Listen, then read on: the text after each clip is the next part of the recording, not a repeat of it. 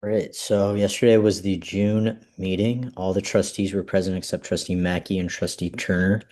They talked about iReady data, the district improvement plan, and then preliminary star scores. So for iReady, this is the nationally normed test that students take in the beginning of the year, middle of the year, end of year.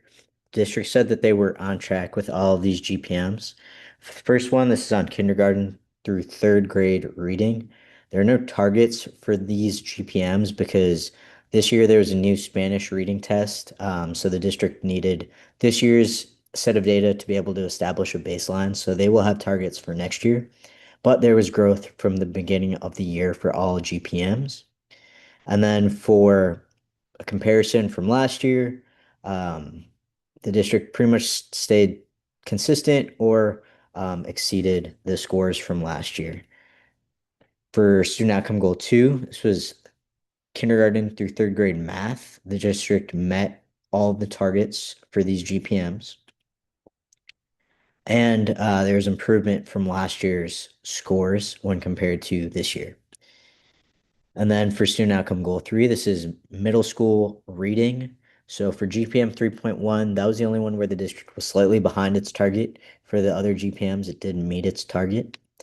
And then for comparison from last year, the district was better than the scores from last year. Student outcome goal four, for GPM 4.2, student achievement in grade 7 for math. The district was slightly below the target. For grade 6, it exceeded the target. For grade 8, there was no target because this was the first year that all students in 8th grade tested for 8th grade math, even if they are taking algebra. So again, they need this year's set of data to establish that baseline, and they'll have a target for next year. And then when compared to last year's scores for middle school math, stayed consistent or slightly higher than last year. So in terms of ongoing strategies, the district is going to continue doing much of the same of what they're already doing. Talked about the importance of implementation dashboards for campus leadership. They also talked a little about math and reading academies and continuing that. So there is state legislature that now mandates kindergarten through third grade math teachers to go through the state's math academies. So they are going to start implementing that, even though most of those teachers have already completed math academies with the district. They're going to have to essentially redo that with the state. And then the superintendent's report talked briefly about the district improvement plan. This is the district's strategic plan for improving student outcomes. It's grounded in a needs assessment. They really highlighted these 8 strategic initiatives that the district wants to focus on, and also talked a little bit about some of the stuff that they've talked about really all year. But student learning voyages, these are these off-campus experiences they want every student to be able to have. So that's like going to the Arboretum or the Perot. Pre-primer, which is a kind of an intermediate grade between kindergarten and first grade that the district will be piloting next year. Universal pre-K, ADC, additional day school year. So there are going to be 20 campuses that will be starting earlier in the year. And then the TSIA Blitz, that's a 2-week long district-wide initiative. That's basically a TSI boot camp to get students prepared for that test.